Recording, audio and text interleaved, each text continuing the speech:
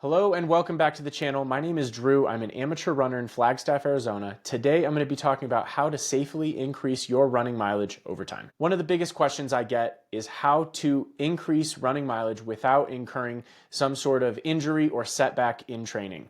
And there are a few different ways to do that. So what I'm going to do today is analyze a few different scenarios that are common either for a new runner or for someone who's kind of an intermediate, your average Joe. And I'm going to look at those scenarios, talk about a couple different approaches on how to increase that running mileage over time, and things to keep in mind to either not do or to make sure that you do when you go to increase your running mileage. And before we get into this, please, if you haven't subscribed yet, please hit that subscribe button, like this video, share it with a friend, leave a comment on some of the things that you've been struggling with, and I'll try to answer those in a future video. But for now, here we go, how to increase your running mileage safely over time. So whether you are a new runner or an experienced runner, one of the things you want to keep in mind is your historical running mileage. This can be either time on feet or your total miles run during a week is usually a good measurement, or maybe a month to a year.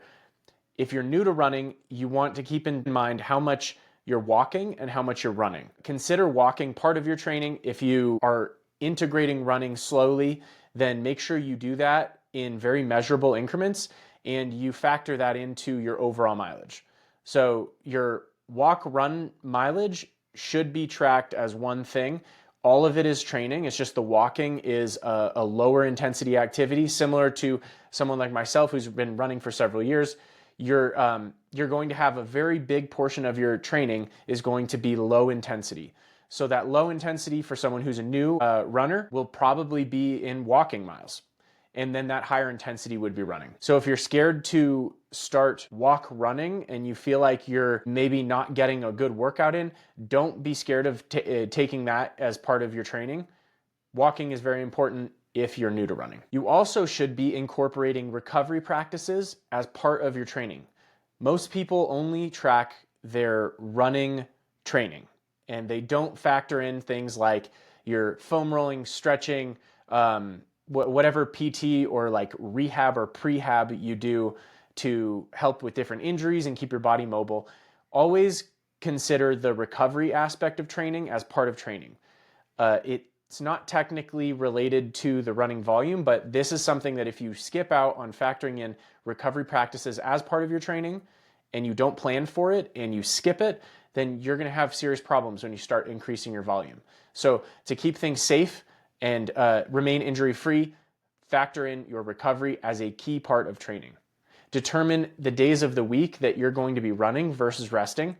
For me, I prefer to run about 7 days a week. If I take one day off, it's usually just listening to what's going on with my body, how I feel, and if I need some time off, I'll take it off. But generally, I try and stay mobile and running at least 7 days a week. For others, you might be running 4 days a week, maybe 3 days a week. If you're a walk runner, then maybe you're going to be walking most days and you're going to be running or walk running maybe one day in the middle of the week and one day on the weekend. So determine before you start your plan, how many of those days are going to be run days, how many are rest days, what are you doing on the rest days, and how many of those days are high intensity on the running. I did a different video, which I'll link to in the description, on how to format a plan and set a plan for yourself so that you can remain injury-free and progress in your training. Another thing that I really enjoy doing and I think is a really important part of remaining injury-free and generating power when you're running is strength training. Some people skip strength training because they think that runners don't necessarily need to, or they'll get more bulky and it'll be more difficult to run. Both those things are not true. Most runners, if not all runners, should be doing some form of like weightlifting or putting your muscles under load so that when you go to translate that power and the strength into running activity, it's not going to be something new for your body. Make sure that you strength train during your program. Don't skip it. It is important. I personally like to strength train.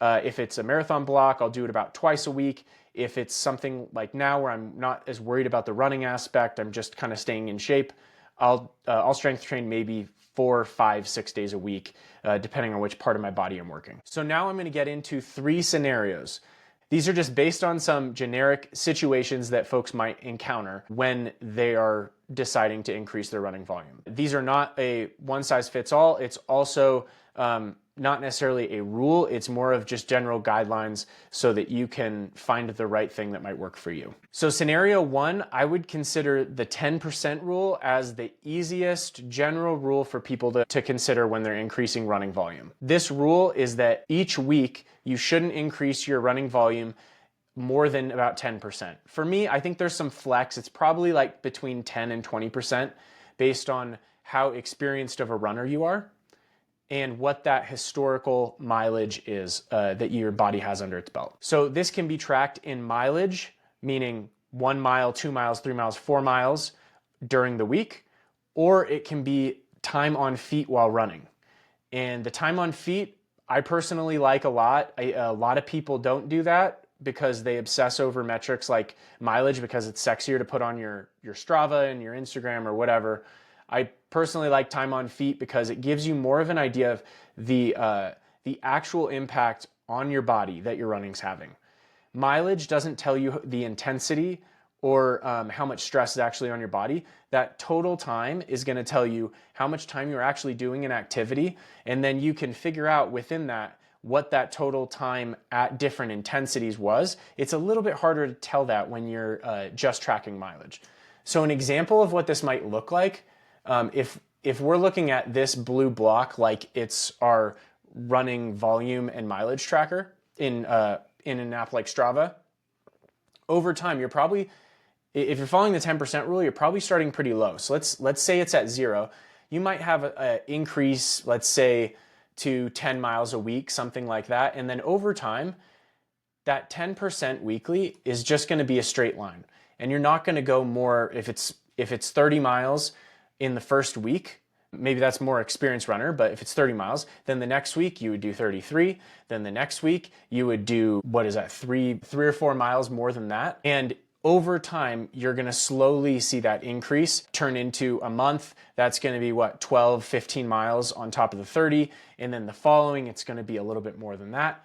And it might seem slow at first, but it's smart and it's going to keep your body injury free as long as you're incorporating different recovery practices, etc. So the second scenario is similar. You might follow a 10 to 20% rule of not increasing your mileage more than a certain amount over time, but you're going to incorporate down weeks or some sort of decrease in intensity and workload. Dropping your mileage over time periodically can help give your body a break. If you're increasing to 10% every week, after 8 weeks, 10 weeks, that's a really long time to be just slowly consistent increasing that mileage. So taking a little bit of a dip, if that's in mileage or it's in intensity, you can keep your mileage flat and just lower the intensity. What this would look like is something like this. Let's assume that this person has been running for a while, so it starts a little bit higher, let's say about 30 miles, 40 miles a week. As you go up, you would increase, let's say 10 miles over a couple weeks. Then you would take 1 week down. Maybe you decrease 20% for that week, maybe 30%. Something like you would do for a small taper when you're going into a race or a marathon. And then you would continue to increase that mileage after that week. And then you would take another dip, and then you would increase that mileage another several weeks. So over time, these longer blocks here are probably 2 to 4 weeks of time, and then you would take about a week down, another 2 to 4 weeks of time, and then you'd take another dip down. There's nothing wrong with taking that down week. A lot of people just kind of naturally integrate that into their program. Or if they want to do something similar but related to intensity, if their mileage is already pretty high and it's flatter like this, you might see people taking on that third week, that intensity is just going to go down. So maybe they don't do any workouts and they'll just run easy and they'll do some strides. Or maybe those workouts go from highly intense speed workouts to maybe a lighter threshold workout in the middle of the week, and then everything else is really easy. So however you decrease that load, over the time that you're progressively increasing your mileage, you're going to periodically decrease. In this third scenario, I'd call it return to mileage. This is for someone who is probably a little bit more of an experienced runner, maybe an intermediate. For them, bigger jumps might be okay. Maybe increasing by 20, 30, 40% is not the end of the world because they have that historical mileage under their belt. Maybe you're returning from a race. You had a really sharp decrease for recovery after a marathon or after a half marathon, and you're going to slowly ramp up your training. You don't want to increase too quickly, but having that slightly bigger jump more than the 10 to 20% rule can be okay. So listen to your body for this, and most people at this stage will probably know what their historical mileage is. So you'll know your highest mileage over time, what that has ever been, and then you'll also know where you're at now and how much recovery is required after your last race or whatever you're recovering from. What this would look like is, let's say you ran a marathon and your marathon taper, this is taper week, and then into race week might be flat, and then you're gonna have a sharp decline. And as you slowly ramp back up, you might be recovering and then all of a sudden, okay, I wanna get back into running 2 weeks, 3 weeks after a marathon. I'm gonna slowly increase my mileage without increasing the intensity. So that jump might be a big jump, but it's all really slow, easy miles. And then you might be flatter after that. And then you might sustain closer to where you were at. So there's nothing wrong with this big jump in here in the middle. There's nothing wrong with that because it's historically been okay for you and your body knows what that feels like and you have your recovery practices under your belt. So there's nothing wrong with that. But it is different from the previous two scenarios where those other ones might be more applicable to a beginner runner who doesn't have some of the answers that an experienced person would. So to wrap up, some things to consider. Lifetime mileage is really important. Over your life, you should have a good idea of how much you've run or walked as part of an exercise program or part of your training. Maybe you did cross country in high school, you know what that mileage is. If you ran in college, you know what that mileage is. Or if you're like me, you started running later in life. I know that the most miles I've ever run in a week has been about 89, 90 miles. I'm not going to go out tomorrow and all of a sudden start running 80-mile weeks without a really gradual increase up to that amount. And currently, as an example, I'm not running that much. I'm running about 30 to 40 miles a week. If I were to jump up to 60, that's a pretty big jump. My body's gonna notice the difference. So what I'm gonna do is I'm gonna stay flat around 30 to 40. I'm lifting, I'm doing other things, I'm busy in life. And then as I increase, maybe next month, I'll go up to 40 miles a week, 45.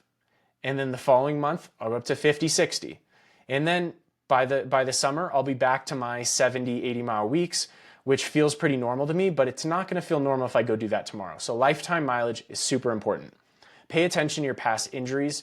Again, I have a hip thing going on. I'm thinking about that often. I'm doing rehab and prehab for it.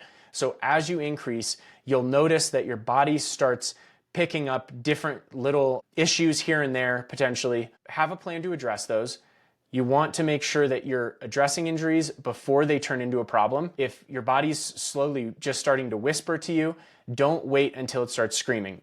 Listen to those whispers, figure out what's going on, treat it, and continue your training, because that'll allow you to keep training through those little problems and prevent it from becoming a big problem that actually sets you back. Pay attention to your volume, time running, and intensity. So by volume, I mean, let's use mileage or kilometers as the main volume metric.